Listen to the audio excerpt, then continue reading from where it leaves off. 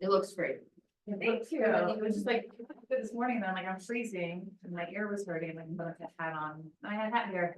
No, I feel gorgeous. Oh, thanks, Barbie. In case one to know one. Oh, thank you.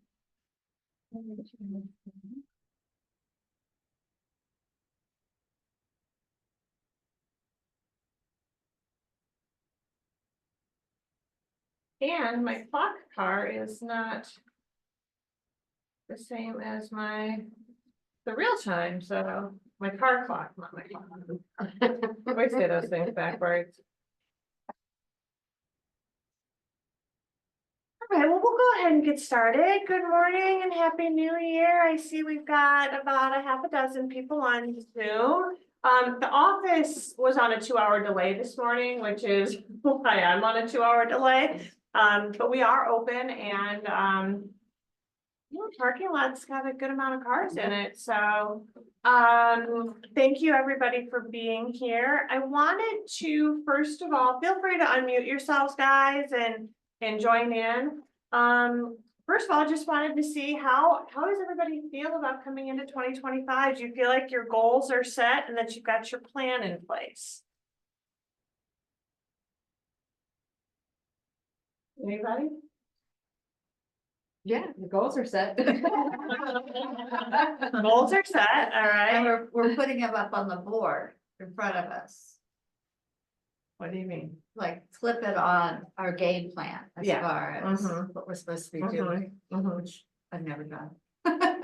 Really? Yeah, I've never had them. I've always had them in my notebook. Oh, yeah. I highly recommend if you haven't done, if you don't keep them in front of you at all times, I encourage you to do that. Yeah. I know, the power of your subconscious mind is fierce. And so even when you're just on the phone and glancing at it, you don't have to necessarily be consciously looking at it, but your brain will figure out a way for you to get to your goals.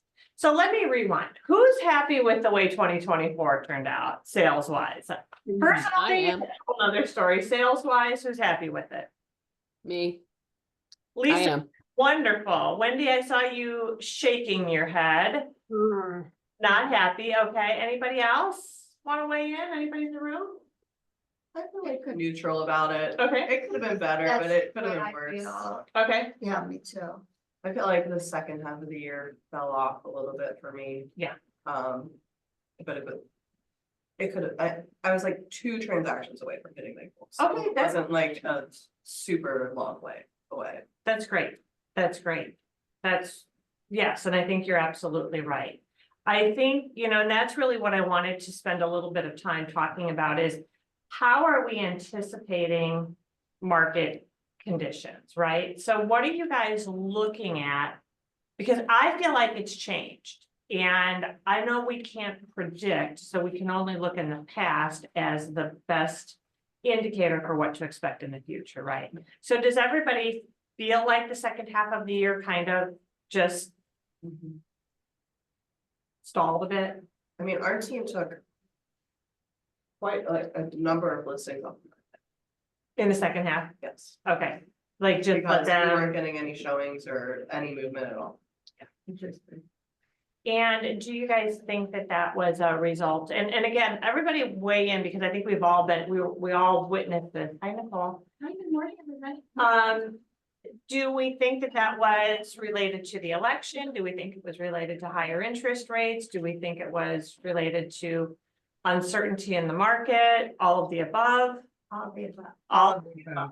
Okay. So if you think that, if you feel that, what makes you feel that? I think leading up to the election, there were a lot of conversations of waiting till after the election, but then once it happened, nothing picked up.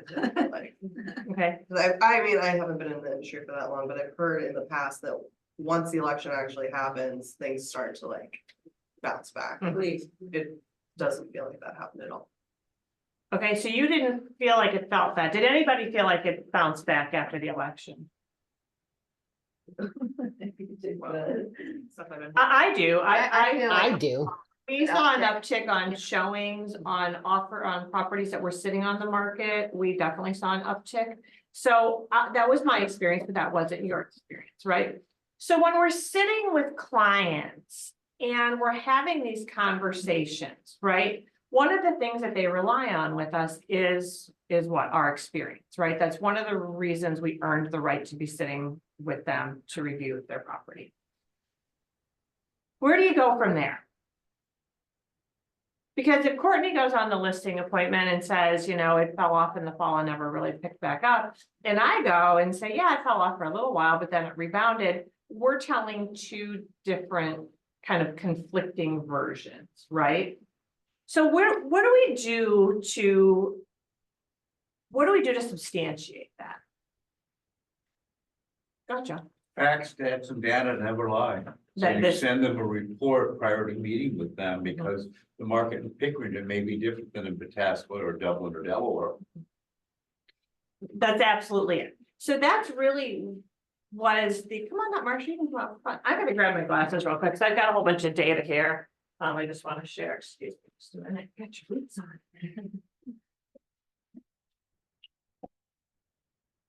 I mean, seriously, you see some areas where there's not much going on, and other areas things are just flying off the shelf.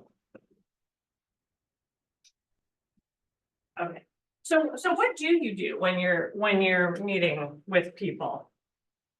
Well, it doesn't have to be a seller, it can be a buyer too, right? So if we're sitting and we're meeting with buyers, I guess this is what I'm trying to get to is I feel like a lot of us, and me also, we rely on how we're feeling in that moment, right? We rely on what we think is happening. What are we doing to verify and check it? So Joe, what do you do? When do you work with buyers anymore? I work with some buyers, Mhm. not a lot, but I'll ask them, like, now I go, where do you see yourself? Excuse me for those who don't celebrate, where do you see yourself having Easter dinner at? Mhm.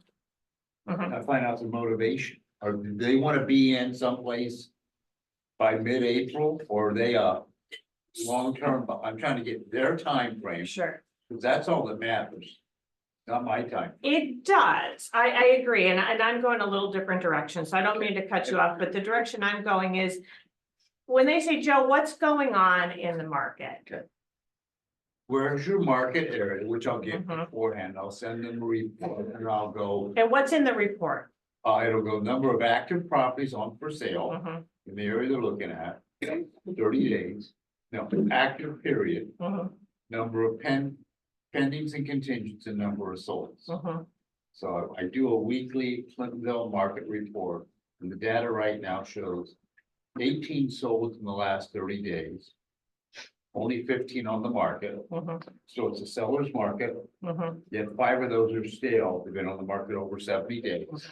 There's really only 13 on the market and 18 sold, so if you want to buy a property in the Clintonville area, when you get that listing from me, you have to make arrangements to see it that day. Okay. Because if it's good, it'll go. So you're interpreting the data for them and you're basically giving them an inventory report, right? So if you wanted to go and buy a new car that was selling very quickly, what would you kind of expect the dealer to tell you? Same thing. We have 8 on the lot. We've got 12 that are coming in the next 30 days. And of those 12, 7 have deposits on them or something, right? Right. That's gonna give me as a consumer, are you guys doing that? I guess that's my question. Are you having those conversations with people? When I work with a home buyer, Uh-huh. absolutely, because they need to know where the market's at. And if they don't want to buy in a fast market, that's okay, but don't call me Thursday about the property I sent you Monday to look at it on Saturday. You can call me, and after you miss out 3 or 4 of them, you'll either get it or you won't get it. Right. So, absolutely, but all of this data, and that I guess is where I'm really trying to drill into. What are you guys using for data on your appointments consistently? And everybody, please, what Missy is. I go for Altos, so it comes to me pretty regularly. You do what? Altos? Altos, yes, I love Altos, I yeah. don't have people getting that. Mhm. Altos is great. It's so, because it's comprehensive and Mhm. you can go to different areas of the city and you kind of. Specific. Okay, so what I'm hearing is you're using. Joe is using current data, I also use Altos. current data. Altos, for those of you who don't know about Altos, we've talked about it in coaching. I'm happy to spend time with you. There is a free version that you can use to get market data. And you can subscribe to it also. It's fantastic data. He also does a monthly seminar that anybody can attend. It's geared to the national data, which I think is helpful. I mean, I think if you're gonna know the housing market, you know, you want to really understand your local market. And you also want to understand the broader picture, because what's happening is people are reading headlines, right? Buyers are reading headlines that the market has slowed down, that the market, and there are certain markets in the country that have taken dips, right? Columbus just really isn't one of them. Okay, what else, what other data do you use? Lenders give you, I get lenders who give me, I have 3 really good lenders who give me information that I parrot. That makes Such me- as? That makes me sound good. You mean you want names? No, the information that's really good. Well, more having to do with what's happening with the mortgages, stock market, that kind of thing. So it's like, so it's not housing specific, it's more. Economic data. Okay. You're just. MLS, just making sure. Okay. Safe investing, He's been waiting. Missy, maybe you could just send an email Okay. with the lenders. That'd be great. Okay, what else are you guys looking at? Does anybody, looking back at the trends? Okay, tell me about that. Tell me what that process is like. I'll look back and let's just say you're gonna look in, I'll be specific, you wanna buy it. Woodbridge Park, Carmel Village, Forest Park, East Forest Park, and West of Devonshire. So I'll do a grid, Mhm. I go, here's what's going on in the last 60 days in that market. Okay, Here's how fast houses are moving there. Here's so, what percentage of asking price they're getting. sure, and that's awesome. That's awesome. So that's like current, almost what I would call current trends, right? Are we looking at historical trends? Current and historical. So. And this kind of is on the heels of what Courtney opened with, which was the second half of the year seemed slow. And we have mixed thoughts around that. Like, I think many of us agreed that yes, it did, but then yes, it did kind of pick up. So where I'm going with this is, what are we looking at historically to understand where the sales are occurring? Who uses the reports from Columbus Realtors pretty regularly? Okay, tell me how you use them.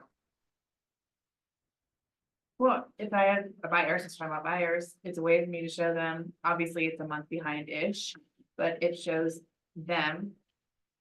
Basically how long the average stay in the market, average list price. I mean, literally, it has all that information from the blink of an eye, especially if you have a specific neighborhood. I mean, like a school district, you can sort by school district, cities, municipality, you know, I mean, it's just, I think that's the one thing that's easiest for my brain to comprehend. I think it's an easy report for people to see. With graphs and obviously numbers. Yep, and I agree, and I believe we need to talk in terms of what's happening in the market currently.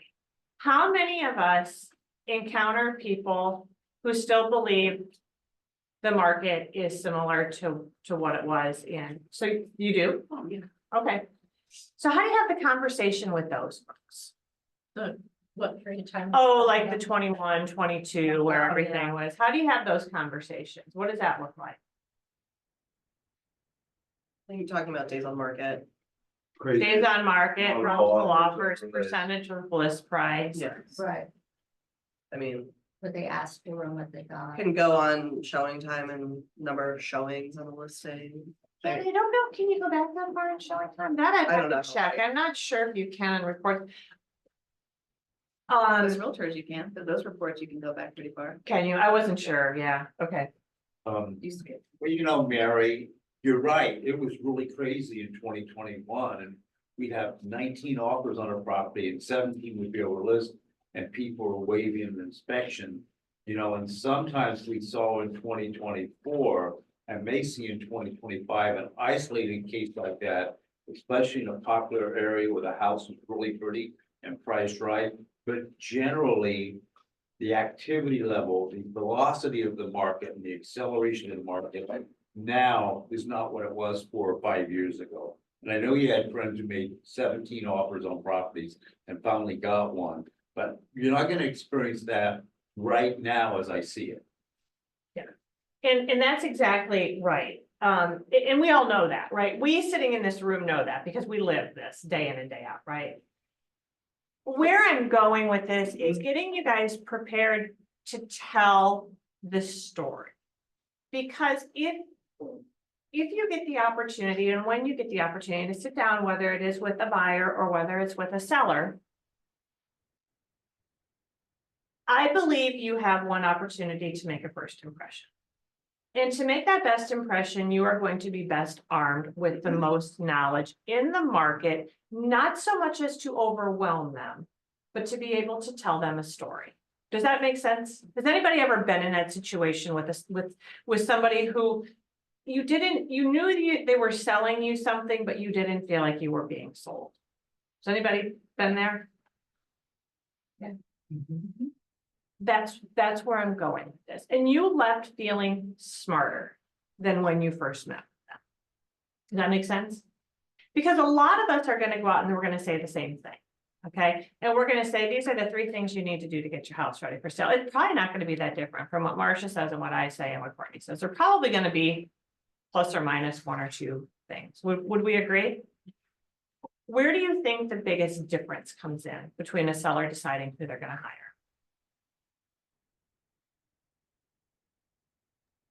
Some of it's personality, we know that, right? And that some of it's personality, Sometimes it's price.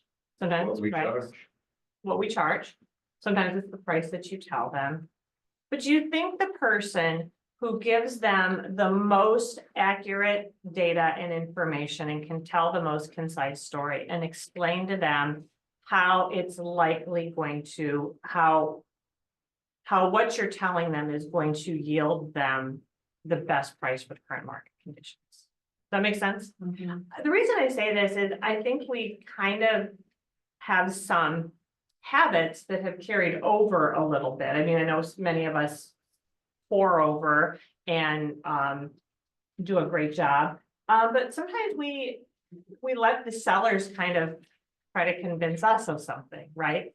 So where I'm going is, I was curious because the Columbus market year to date was up, this was the November report, was up 3.5% in closed sales. Did it feel like that? That was year to date. That was in November, yeah, end of November, year to date. What about you guys on Zoom? It did not feel like that to me. I would have guessed that it was off at least 3%. And so then I went back and I'm like, where was it up? Where were the sales up? And so then, yeah, I think early in the spring, I think we had a very, very brisk spring market. And so then I started to go down this rabbit hole of Novembers, and I went back to the past 4 Novembers. I went 21, 22, 23, and 24. Right? Now that's not overly helpful today in January because things change, the calendar changes. But do you think it would be helpful next year as the end of October for you to look back to the past 4 Novembers? Yeah. I'm not saying that it's the sole answer. I'm just suggesting that maybe it helps you explain trends that you've seen to help prepare the seller. You know, we've got seasonality issues and we have things like that. So anybody have any idea how many closings? I'll just tell you because we probably don't even know, but in November of 2021, we closed 3,018 sales in Columbus Realtors in our market, not the Kentucky part of the market, the Columbus Realtors. In 22, that number dropped to 2,200. In 23, it dropped to 2,074. And in 24, it is back up to 2,146. So we're not yet back to 22 levels, okay? So sales were off, but the argument that the election slows the market doesn't really hold, does it? Yep. And this is what I'm trying to convey to you guys, that we tell ourselves the same stories that other people, other agents are telling, but the market data does not tell us that same situation. So what else would you look at with this? What other information would be helpful? How many, you want to look at what's resale and what's new construction. Very, very true. And unfortunately with Columbus Realtors, does anybody know how to do that or sort that? I don't.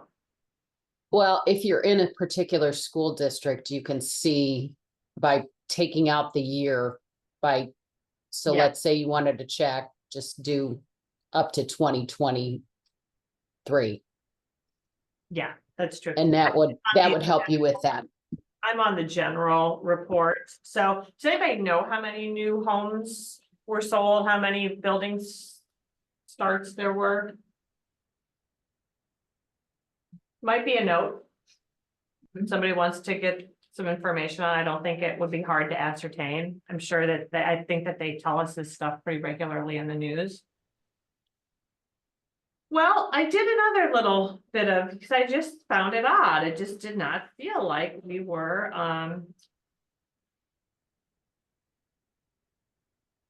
so this is interesting. So what other information would be helpful? Well, in November of 2021, we were up 12% in new listings, but in 22, we were down 23%.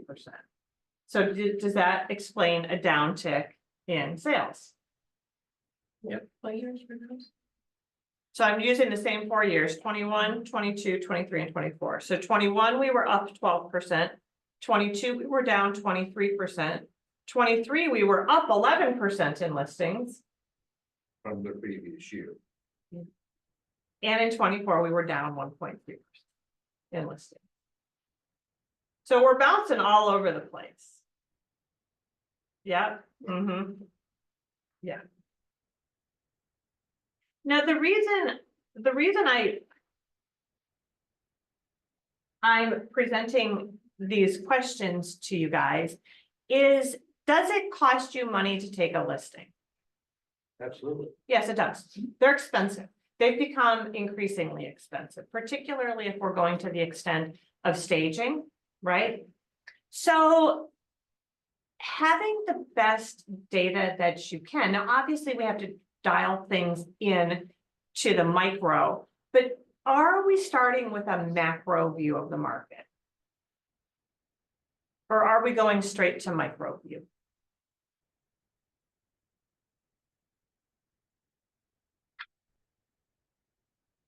I go to micro. Yeah, I do too. What happens in Dublin has no bearing on what happens in Devonshire. Very little. Yes and no. Because I believe that there is consumer behavior that translates across the market. Would you guys agree with that? And that's where I'm kind of going with this, is what is our consumer behavior? So if we're to be the economist of choice, it feels to me like, no, are we going to do our whole presentation on the macro? No, because then we would go to national, right? And I don't propose that we do that. But does it help you understand the market a little bit better? Is anybody studying it like that? No? Does anybody think it would be helpful? Okay. I think it would be interesting to go back farther than just 22. Just to sort of, I've always wanted to just figure out what the greater, what's the word? Patterns are. I think you could do that on Altos. Altos, I think, does a beautiful job of that. I mean, I think it probably ties into all the patterns in our life. there's something called the Fibonacci code, Okay, the sequence. okay. And how seashells are made and that our patterns are. Oh, that's interesting. Then you could have a whole, I know, you could have a whole very unique practice, Missy, around that. I'm gonna find. You and Barb would probably jump right on. G-show world tour.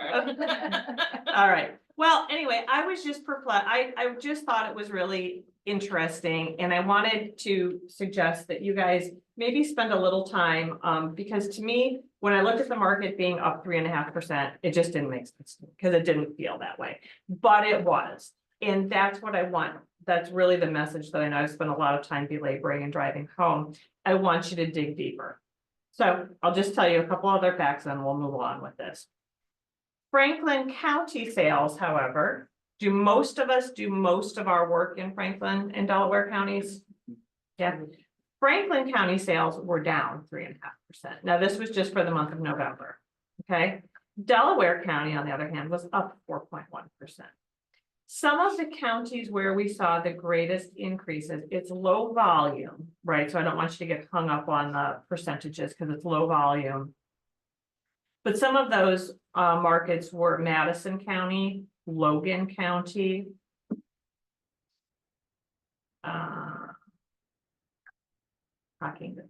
Some of these are just so little. Union County, so Lisa, kind of to your new construction, I think there's a lot in Union. But anyway, Is it lower? it was up 43.9%. But we're talking 95 sales, so that was pretty significant. So a lot of new construction in Union County. Yeah, average selling price in Union County is 513,000, up.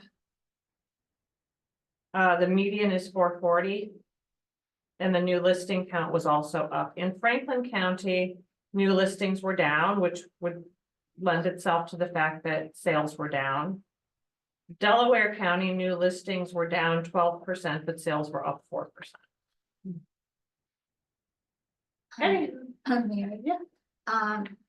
You've gone over Altos with our team. I've done it in coaching too. Would you mind to do that again? I will. I'm not prepared today to No, do it, but no. yeah, absolutely. Yeah. Yeah. I think that's how Missy got turned on to it. Yeah. Mhm. I would encourage any of you, just write it down, Altos, real estate reports. You're real helpful. Google it. It's fascinating. Does anybody see me afterwards if you want the link for the webinar? This is a webinar coming up. What's his name, Mike? Mike, yeah, January 23rd webinar with Mike Simonson. Yeah, Early signals for the market trajectory this year. Why don't I send it to you? I have it. You probably I have get it, it, yeah. Yeah. It's very good, and it's a touch. Mhm. Send it to your clients. Yeah. What are you talking about?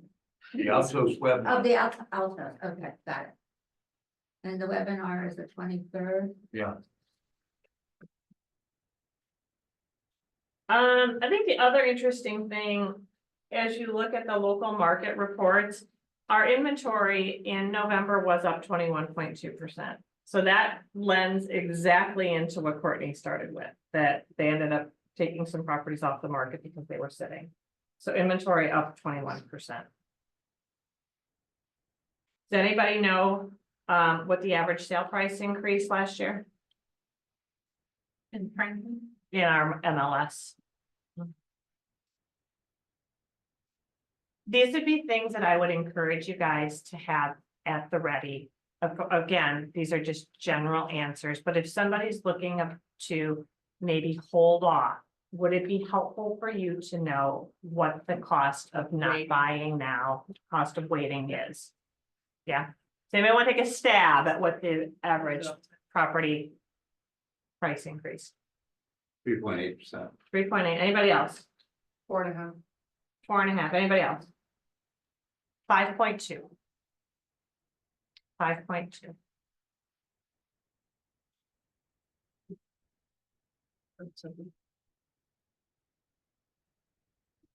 Let's see, and percent of original list price received? You think that's helpful when you're working with a buyer? And maybe a property has been sitting for just a little bit? for the ones who want to come in at 10 and 15% below the listing price. That sounds very reasonable. Would it help you to be armed with statistical data to help them make decisions? What do you think it is? 96%. Percent of original list price received, year to date is 98.1. November, it was 96.5. So I studied that for. Yeah, I did.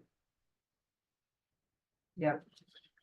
So anyway, it's great data. So for those of you who are looking to increase, improve, amp up your conversations with people, amp up your social media information, amp up your newsletter information, I highly encourage you, you don't need to get in the weeds when you're talking to the public, right? Because they're just gonna look like a, statistician. But I do want you to get in the weeds, at least temporarily, with your clients when you're talking about work. Does that make sense? Yep. Okay. Any questions around that? Any comments, any thoughts? Do you know where to get these reports? Okay. Everybody good? Everybody on Zoom good with where to get them? Okay.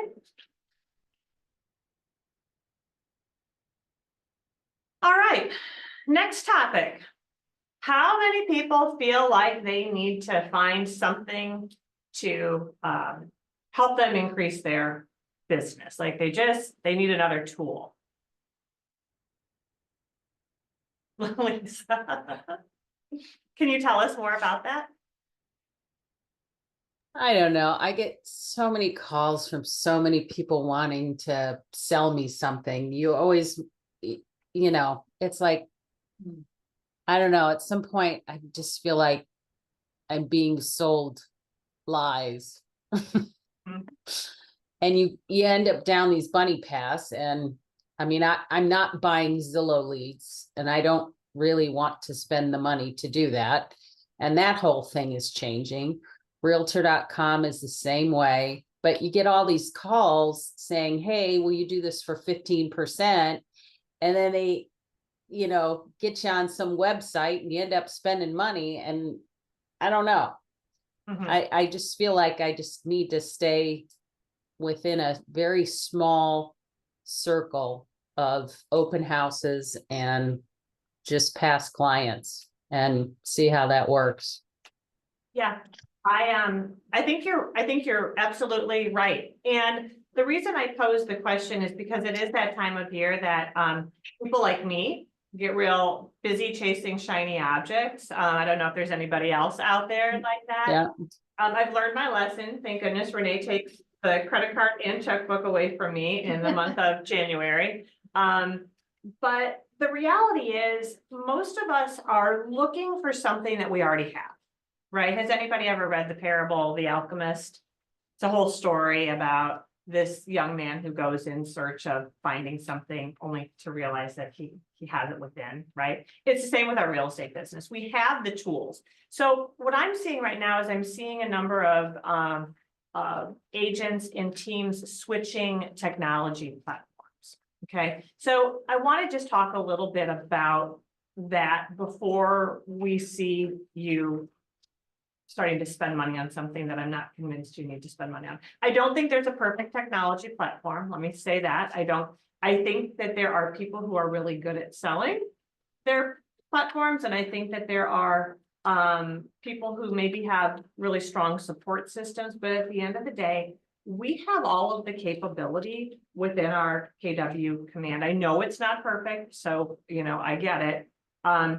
But are you utilizing everything that you can within command? Is there something you guys are looking for that you either cannot find in command or you feel doesn't exist in command?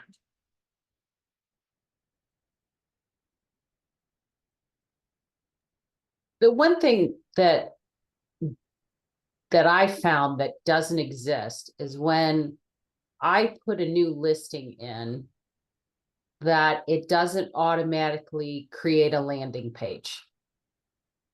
Okay. And I mean, that's something that I found that's why I've gone to a different um, platform for CRM, because it automatically, when I get a new listing, it feeds in from the MLS, and it should do that. And I don't know why it doesn't. And it's just something that I think should happen. Okay, that's a great one. What do those landing? When you went to a different CRM and you can share as much or as little as you want, is it a high function CRM or is it, Yes. okay, Yeah. It's command on steroids, basically. okay. And what Um, is it? It's Lofty. Well, yeah, it's called Lofty now. It used to be Chime Me. Okay, I'm not familiar with it. The reason I ask that, first of all, how do our pages get built, Renee? How do ours? Uh-huh.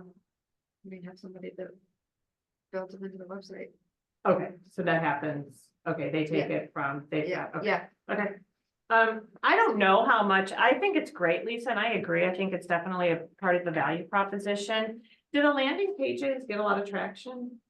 Yes, Yeah, yeah, okay, that's where a lot of, now that we've started doing that, the Mhm. leads are coming from. okay. Yeah. So landing pages, okay, anything else?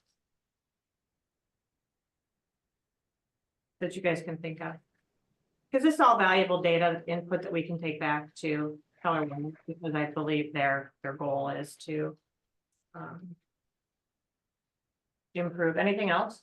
Yeah, the other thing so I use that CTE, which is free, Mhm. but I don't understand why Keller Williams doesn't have something like that in command. Yeah, I mean, the two should merge. yeah, yeah. They're two separate, I think you know that they're two separate programs, but it was written by a KWMCA. Right. Yeah. What is CP? It's where you can log, I mean, it's where you can log everything, your number of contacts, the calls, your income, your expenses, your appointments to convert to factor your conversion rate. What else, Lisa? Well, half of it I don't even use because I don't want to double, go from command to that, and enter it. So the only thing really that I do is I track my income coming in. It shows me, where my cap shows up. It shows me how much I should be putting away for taxes off the top, versus if you have an S corp, then you can deduct your business expenses. But and then I use it to kind of monitor where I'm spending my money. But that's really all I use it for. There's a lot of people who know more about it than I do. There's so much in that program. I mean, it's like an accountant's spreadsheet dream. Yeah. And I'm not an accountant, so It's what most of us avoid. Yeah, all right, yeah, so CTE, so that's a good one too, okay. Well, the reason I wanted to bring it up is that the reality is many of us have things that we're not using. And so that's where I really wanted to spend a little bit of time, is learning about what it is you want assistance with, so we can workshop around the things that you feel you need. I know if you're on a team, maybe you've got varying degrees of support. So if you can let us know, I wanted to talk about the top 5 online / websites in the world. Do you guys know what they are? Consumers use? Top 5, just in the world, yep. YouTube. YouTube is number 2. TikTok. TikTok does not make the list. Google is number 1. Google and YouTube are, Google owns YouTube. Right. What else? Facebook on Facebook, Instagram, what- Instagram. which number is it? Google's number one. Sorry, it's no test afterwards. I don't trust you. Um, In this case, it is. In this case, it is the fifth. The way they've come out, Barb, is the order. Okay, whatever. Got it. Twitter, Twitter, and that's X. So my question to you guys is, where are you? Are you utilizing Google? Are you doing, if you are you, how? How are you utilizing Google? Asking for Google reviews. That's one, for sure. Anything else? Do you have a Google business page? Yes. Everybody? Well, far we do. Okay, good. Yes. Yes. Are you doing pay-per-click advertising? If you are opting to pay for advertising, this, I am not telling you to. I am asking you to think about it though. If you are looking to increase your business, that may be an area that you'd want to think about. I'm not telling you to do it. I'm just telling you that that is an option. Pay-per-click advertising. Do they have that through command? I believe so. I have to look. at it. Really? I don't know, we use Facebook. and Yeah. Instagram for that. We use There Facebook. is But there- Google ads through command. I don't know if it's the pay for click, but I know when you do a Google or ad in command, you can pick Google, Facebook, or Instagram. Yeah, Oh, okay. so you can do it all through command. Are you utilizing it, Katie? When you, I've done Facebook ads, but every time I do it with Ashley, because I had an issue last year where I spent money and then got no leads because I didn't somehow get the lead form correct. So I kind of have been intimidated by it. So I have not done the Google, but I've done Facebook. okay. Would a class on this be helpful? Yes. Okay, good. I've done it, but I'm not getting any leads that are. They don't get out, they're fake Okay, number. The bots. there's a, I mean, that's a thing. Has anybody had a listing feel a little stale? And then they run a campaign on Instagram or Facebook and suddenly showings start again? This keeps happening to us. I mean, we've got some listings that were stale. You know, ad ends, give it a 5 or 6 day rest and up it again, and boom, the showings pick up again.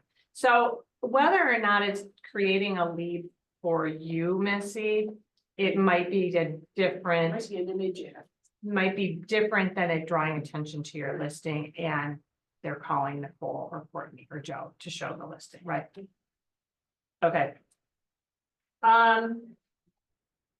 The really interesting thing is that when the research and the study through Facebook, and is there a contingency of people who feels like Facebook is dead? It's not the place to be anymore. Okay, well, that's good, because there are people out there who believe that.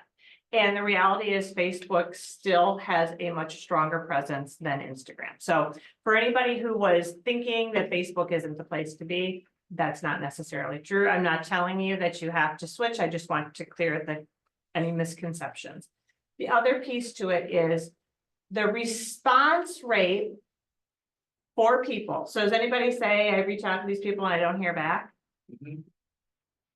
If you are DMing people and communicating with them on Facebook, there is over a 98% response rate, because Facebook can track this stuff, and they do.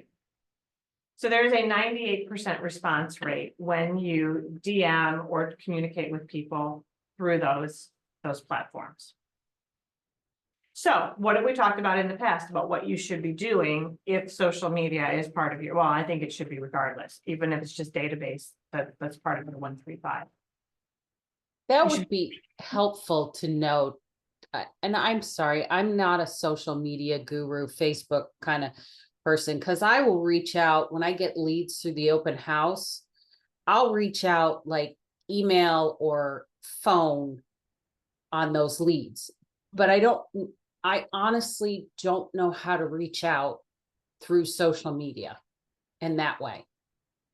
Well, so I'm kind of, I guess maybe, and thank you, Lisa, because I think I'm talking about two different things. So if we're talking about you guys just growing your business and engaging with people that maybe you've lost some touch with over the years, I'm encouraging you to adopt the method of liking 10 posts, commenting on 5 on a daily basis, Okay, right? okay. Those are the ones where the 98% response rate, okay? Now, if you wanted to find somebody on social media, it's not that hard to do. I can walk you through that. Did I share with you guys the story about being in Austin, Texas and finding a credit card? No, So I was in Austin, Texas for Quantum Leap, and my husband and I went out and we were walking back to our hotel and we see this credit card laying on the sidewalk. And so we reached down to pick it up and I'm like, I don't know what to do with it, but I don't want to leave it here, right? So we took it back to the hotel and the next morning wake up and Rick said, why don't you put his name into Facebook or Instagram and see if you can find the guy? So I did. Sure enough, I found him and I sent him a direct message. And I said, hey, I know this is going to sound crazy, but we found your credit card on our way back home to the hotel last night. I want to let you know I left it with the front desk and they put it in the safe. This is the location of the hotel. Stop by and pick it up. Well, he immediately, well, I shouldn't say immediately, it took a couple hours because he works, I think he works in that nightlife where he was probably just going to work when we were just going to bed. But anyway, I found him, he commented, he liked me, he blew me up on social media, thanked me for doing a kind deed. So you can find people, you just have to put their names in. And it is hard. He had a pretty unique name. So if it's Sally Smith, I don't know how successful you're gonna be, but I would be a little wary of like having someone coming in an open house and then finding them on Facebook and messaging them. That feels a little, creepy. yeah, Yeah. it feels creepy. You can decide. I'm not telling you you have to. I'm just telling you that if you do have relationships with people and for whatever reason they are in your, or if you want to get in touch with somebody, maybe you don't have contact information, maybe they came to the open house, said they loved it, and you got an offer. Yeah. Maybe then you say, hey, you know, it's just a DM. You haven't friend requested them necessarily. You haven't asked to follow them. But it would be an option. I just feel like there is, it feels more organic for someone that you're like maybe already friends with or friends with in real life Yes. than a stranger that you met at an open house. I completely agree. I completely agree. I just think, where I'm going back to this is though, if we're looking for ways to increase our business in 2025, these are the things that are already within in our grasp, right? Are we doing it consistently? Are we liking and commenting consistently? Have you sorted the people into groups, right? I've got a whole contingency of people on my social media that aren't in central Ohio. They're in central New York, right? Doesn't mean I don't communicate with them, doesn't mean that I don't like and comment on their things, but it's kind of for a different purpose. Does that make sense? I have my Facebook sorted into the DTD2. Good. And I use that. For the most part, I use it weekly because if you like go on to those people's Facebook and like things, it changes your algorithm Oh, so nice. that they see you more. Yeah. So your feed are only like a certain amount of people, certain people that you're interacting with, but I found that I get more visibility if I go on and change who I'm interacting with every week. I love that. That's awesome. And do you know that if you have an interaction with somebody that maybe you haven't interacted with in a while, that 50% of them go back and look at your profile?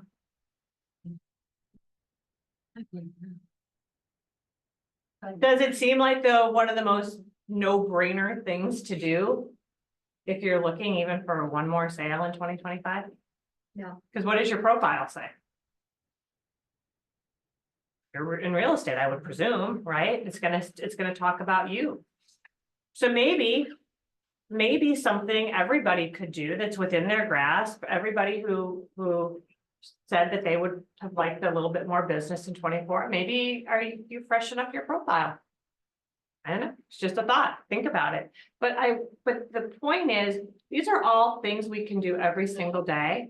And for some reason, we find ourselves looking for shiny objects to go do other To do it things. for us. To do it for us, or to find something more complicated that we have to spend money on to go do things. So, and then,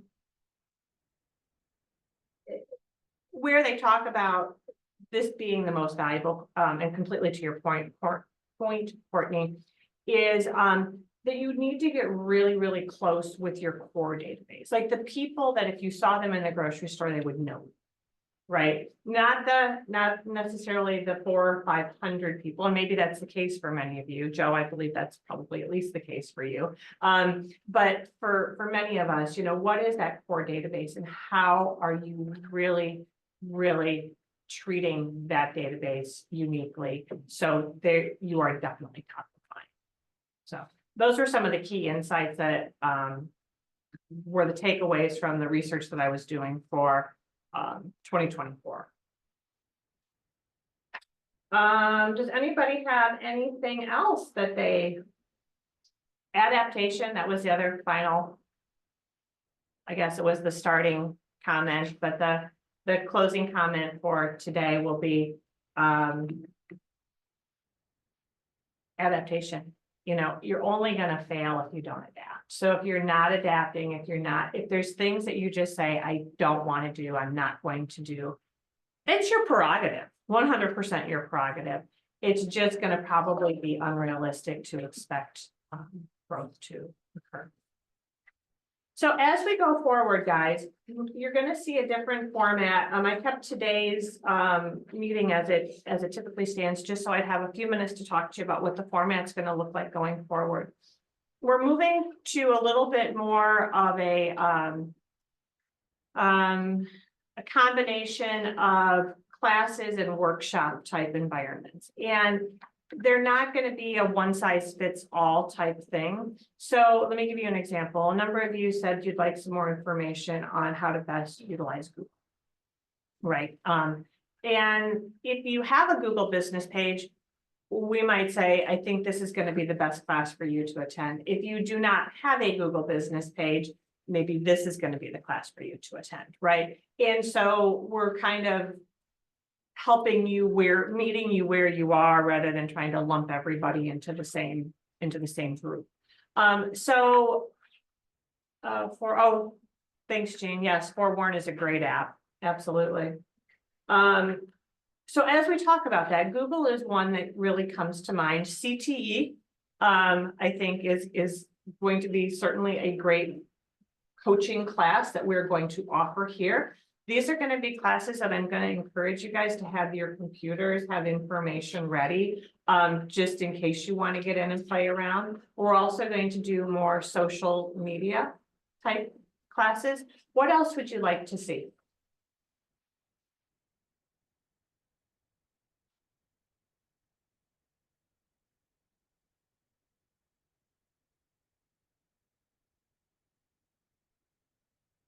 Who participated in the fall client event?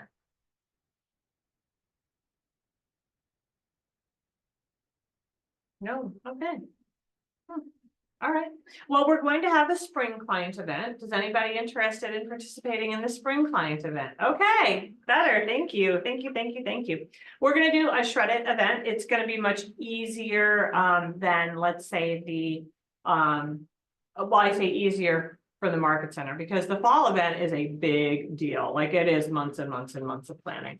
The shredded event will be available to the market center. There'll be more details coming, but we're gonna want to get ready, and we're gonna tie this around Earth Day. Okay. Okay, so you guys will have a good opportunity to communicate with your database. Bring stuff to shred. Yeah. Yeah, so they can bring stuff to shred. I don't know. I'm asking to do the research on what it would cost to have a recycling of like old electronics, things with memory that you want destroyed, you know, basically like hard drives, things like that. I don't know that we can afford it, so I'm just throwing that out there, but in most cases, this is so people can come and get rid of any papers, documents, things that they don't. Yes. I didn't want to interject Go on for it. that, I just, because you asked, and then I thought of something later. Good. Would it be appropriate to ever sort of give us some more information on profit sharing? I've sort of been trying to do audios on the, you know, podcasts on that. But it's still pretty elusive. Absolutely. Absolutely. Love it. Anybody else?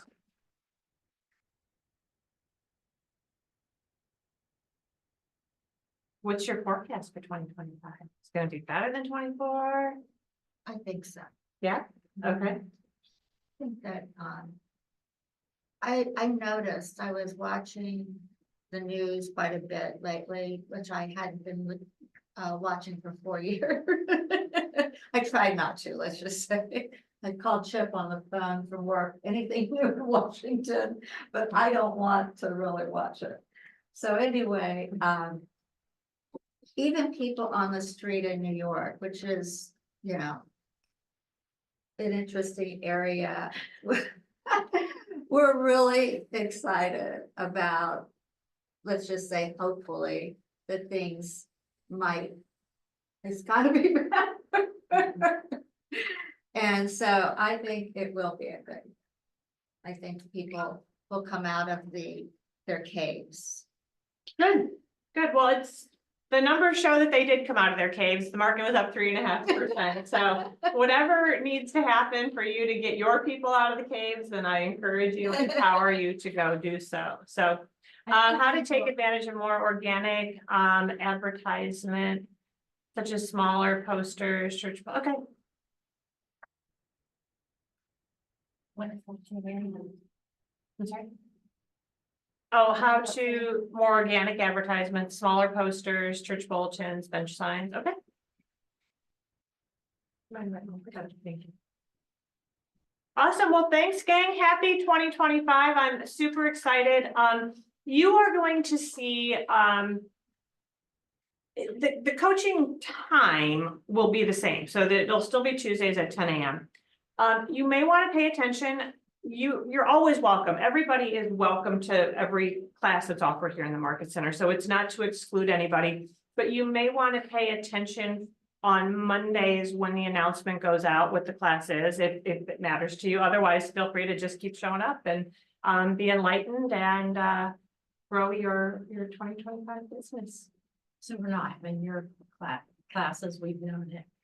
Well, it'll be a mix. It'll be more of a hybrid. So I'm kind of in charge of the topics and I have a lot of knowledge and information, but there might be a format like, so Ashley, you know, as we talk about social media, Ashley, frankly, and Renee, because Renee manages all of that for our team.